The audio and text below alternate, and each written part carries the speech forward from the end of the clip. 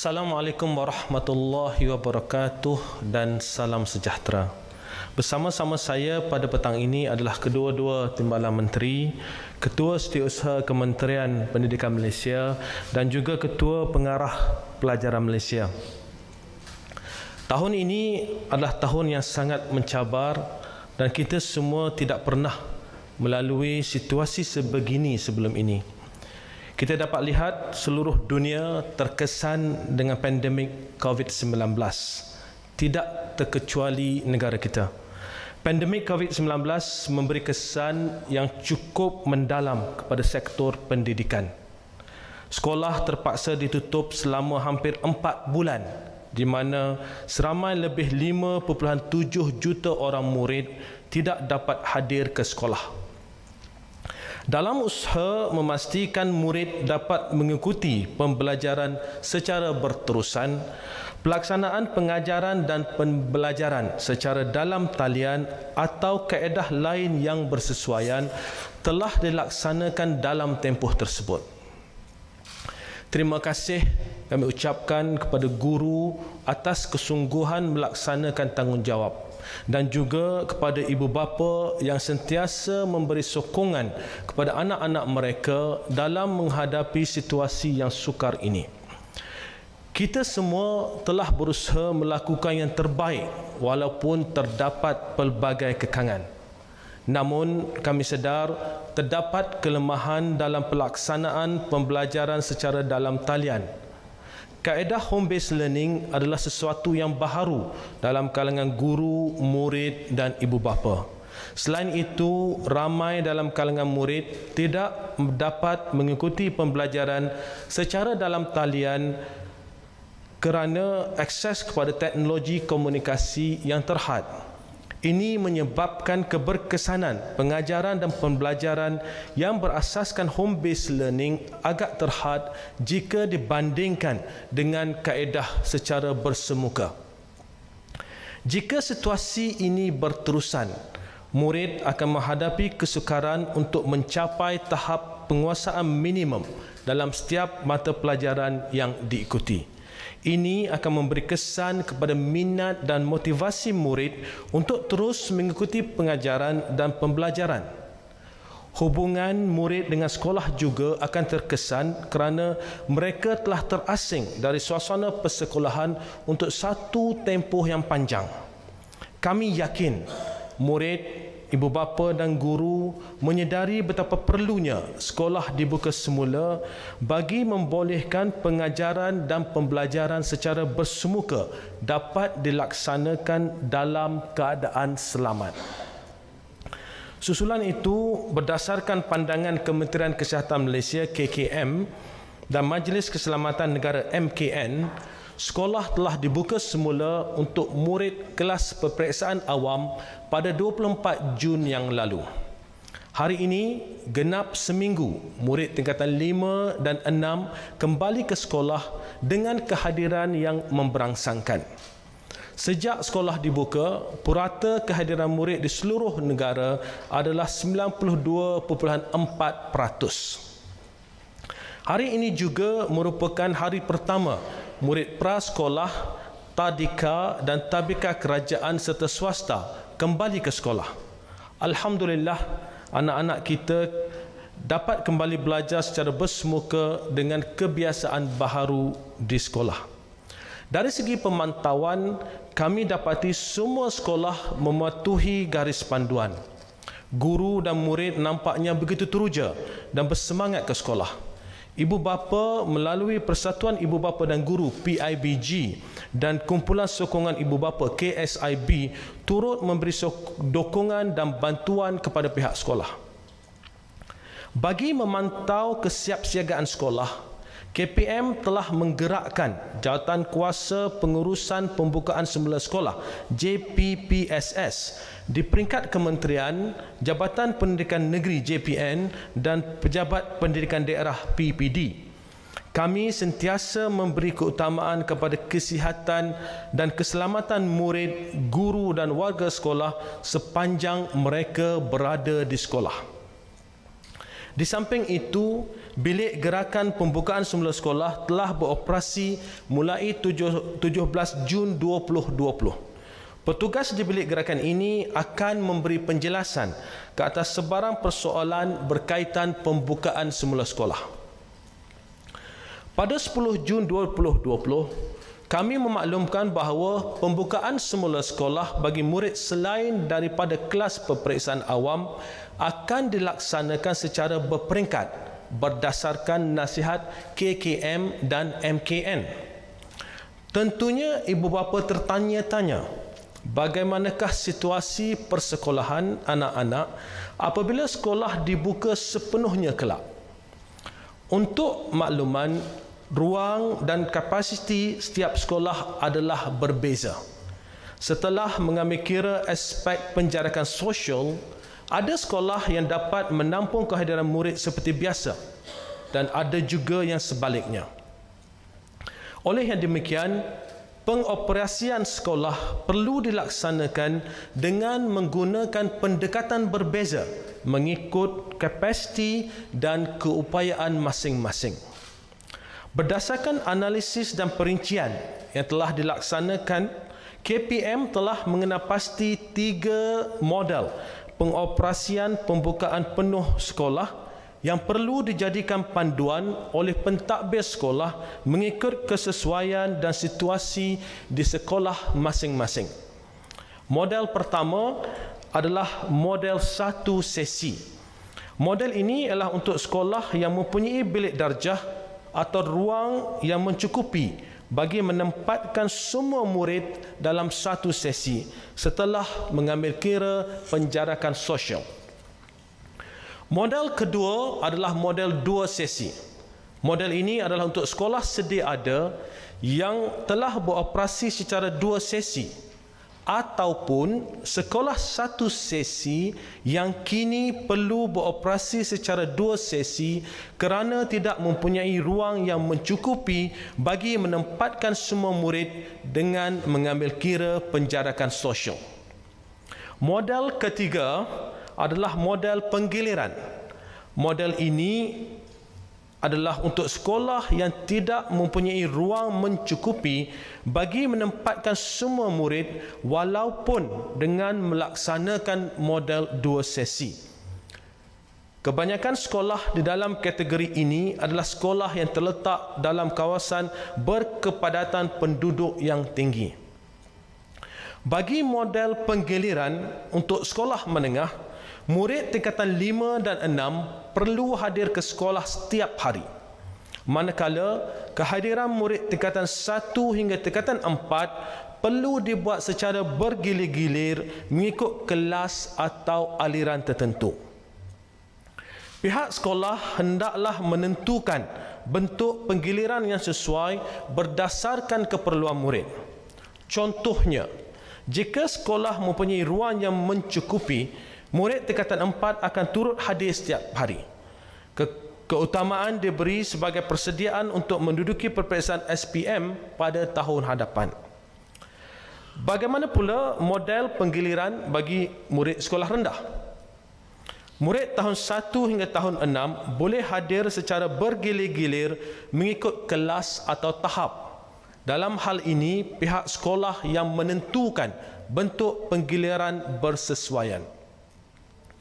Untuk model penggiliran ini, kaedah pembelajaran murid adalah secara hybrid, iaitu secara bersemuka di sekolah semasa hari persekolahan dan secara home based learning di rumah untuk hari-hari mereka tidak dijadualkan berada di sekolah. Maklumat senarai sekolah mengikut model yang telah ditetapkan akan dimaklumkan oleh KPM selewat-lewatnya seminggu sebelum sekolah dibuka semula sepenuhnya. Sudah tentu ada dalam kalangan ibu bapa atau penjaga bagi murid di sekolah berasrama yang bimbang akan keselamatan anak-anak mereka apabila tinggal di asrama kelak. Usah khawatir, kami telah mendapatkan pandangan KKM mengenai langkah-langkah keselamatan di asrama sekolah.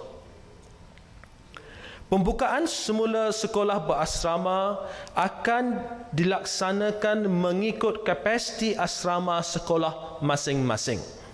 Asrama yang mempunyai kapasiti yang mencukupi setelah mengambil kira penjarakan sosial akan beroperasi seperti biasa. Manakala bagi asrama yang mempunyai kapasiti ruang terhad setelah mengambil kira penjarakan sosial, pada peringkat awal hanya sebahagian murid sahaja dapat tinggal di asrama.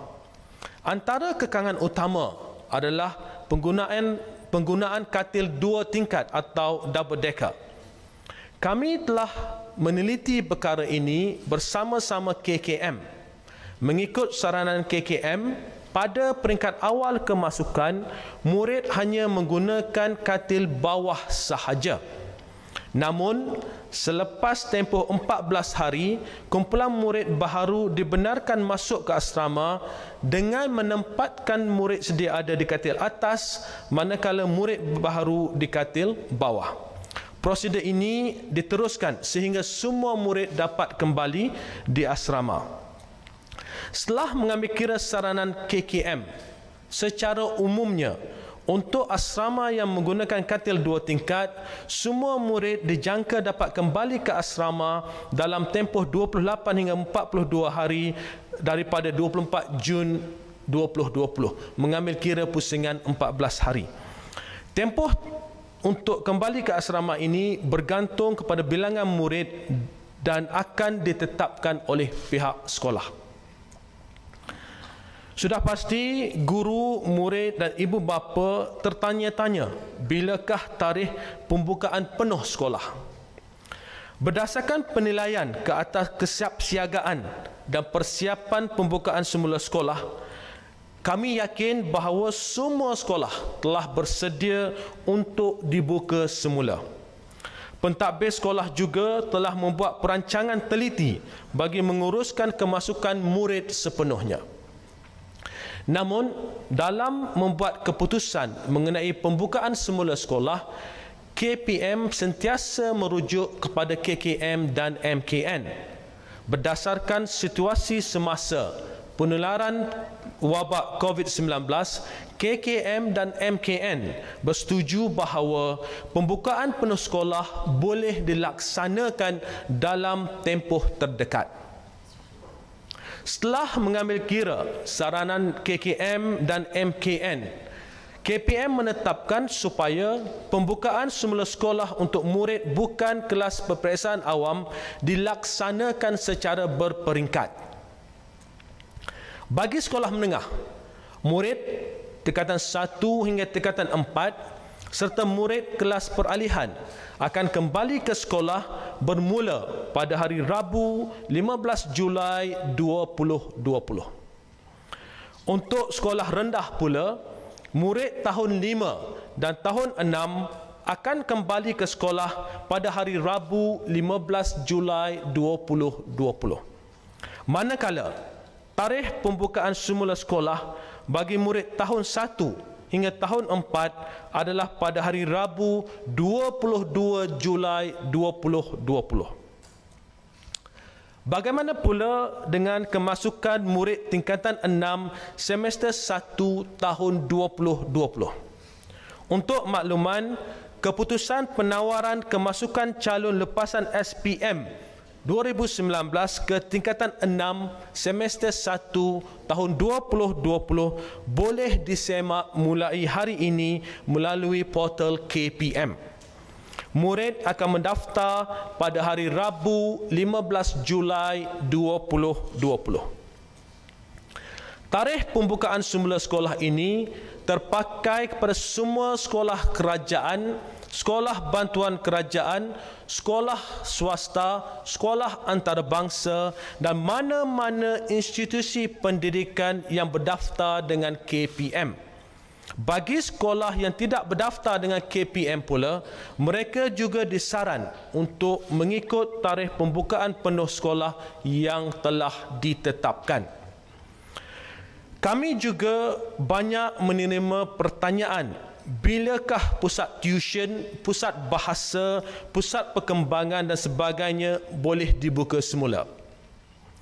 KPM ingin memaklumkan bahawa semua institusi pendidikan swasta di bawah kategori pusat yang berdaftar dengan KPM boleh dibuka semula pada hari Rabu 15 Julai 2020. Saudara-saudari, tahun 2020 merupakan tahun yang cukup mencabar bagi KPM. Pandemik COVID-19 merupakan satu situasi yang tidak pernah berlaku sebelum ini.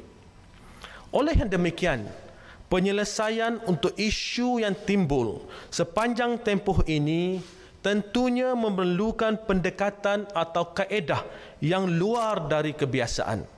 Sebagai contoh, meminda takwim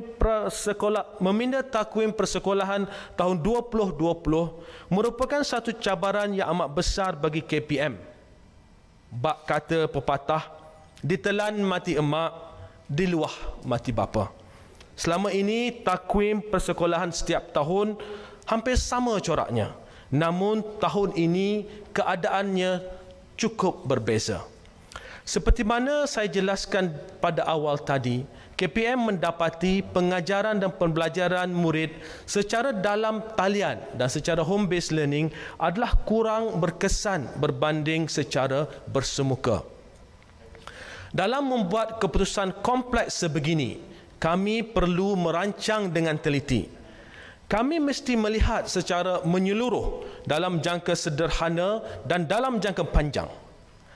Perancangan yang dibuat tidak boleh hanya tertumpu untuk tahun ini sahaja. Ini kerana kesan pandemik COVID-19 kepada sektor pendidikan tidak boleh diselesaikan dalam tempoh yang singkat. Apa yang menjadi keutamaan adalah untuk memastikan murid mempunyai tempoh pembelajaran yang mencukupi sebagai persediaan untuk tahun berikutnya. Memandangkan peperiksaan SPM tahun 2020 dijadualkan bermula pada minggu pertama Januari 2021, KPM telah mengambil kira keperluan untuk mengatur semula pelbagai aspek logistik bagi tujuan peperiksaan tersebut. Ini termasuklah memperincikan tarikh permulaan sesi persekolahan tahun 2021 bagi memastikan sesi persekolahan pada tahun hadapan berjalan lancar. Perkara ini akan dimuktamadkan dalam takwim penggal dan cuti persekolahan tahun 2021. Ibu bapa, guru dan murid yang dikasihi, kami memohon jasa baik semua untuk sama-sama bekerjasama dengan KPM bagi memastikan pembukaan semula sekolah bagi semua murid akan dapat berjalan dengan lancar dan anak-anak kita dapat bersekolah dalam keadaan yang selamat. Percayalah, kami di KPM akan terus berikhtiar bersungguh-sungguh dalam menjalankan amanah yang diberikan kepada kami untuk memastikan generasi masa depan negara mendapat pendidikan yang terbaik. Setiap keputusan yang dibuat adalah bertunjangkan kepada asas-asas yang kukuh dengan mengambil kira kepentingan guru, murid dan ibu bapa bagi memastikan usaha untuk melahirkan generasi masa hadapan yang seimbang dari segi intelek, rohani, emosi dan jasmani dapat dicapai.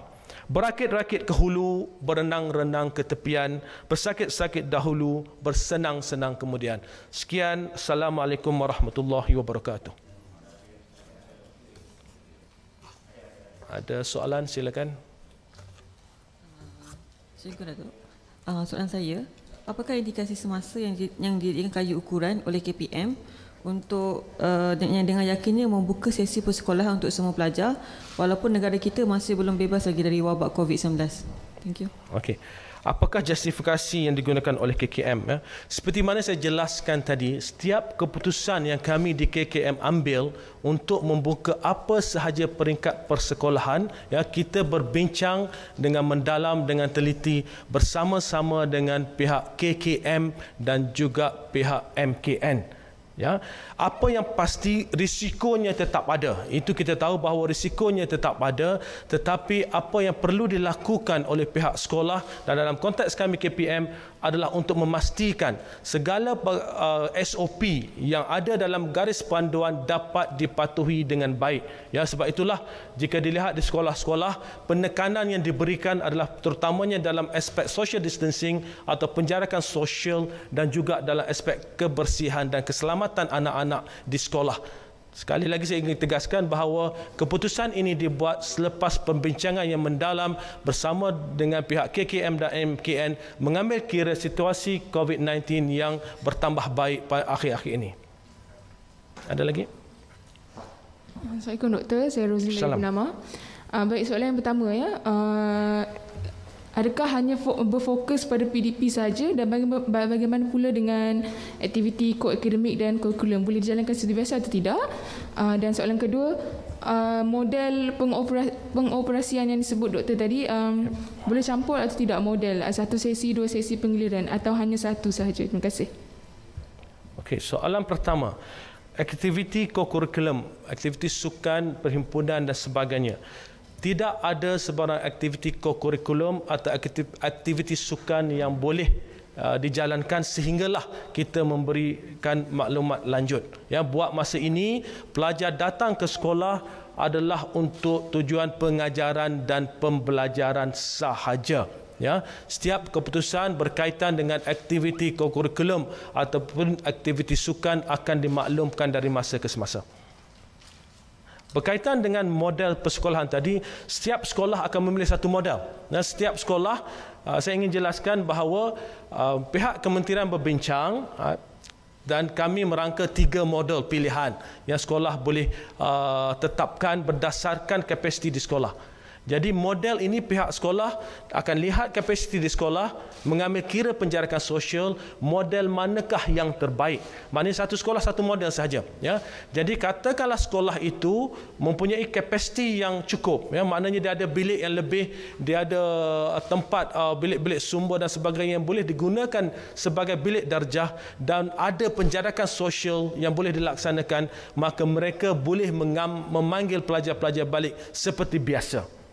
Ada juga sekolah yang mana sebelum ini contohnya satu sesi, tetapi disebabkan oleh penjarakan sosial yang dibuat, maka kapasiti untuk memanggil semua pelajar dalam satu sesi tidak boleh dilaksanakan. Dalam konteks tersebut, sekolah tersebut pada umumnya akan kembali pada kami dengan memberi cadangan bahawa mereka akan memilih model 2 sesi.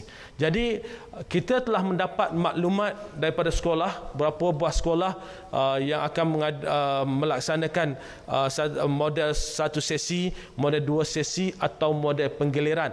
Cuma pada waktu ini kita masih melakukan perincian lagi. Ya, kita tengah pastikan bahawa ianya dapat dilaksanakan. Sebab itu, seperti mana saya maklumkan tadi, kita akan keluarkan senarai semua sekolah dan juga apakah model yang akan digunakan pakai seminggu sebelum sekolah dibuka bagi membolehkan ibu bapa merujuk kepada senarai tersebut untuk melihat sekolah anak mereka, sama ada sekolah anak mereka mengikuti model 1 sesi ataupun model 2 sesi ataupun model penggiliran.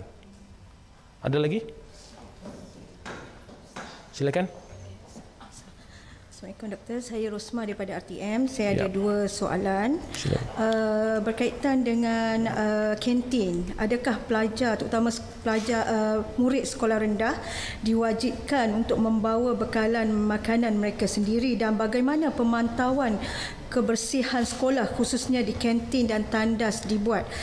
Ataupun mungkin juga sudah tiba masanya kementerian sendiri untuk membuat pemeriksaan secara menyeluruh, terutama sekali di musim pandemik ini.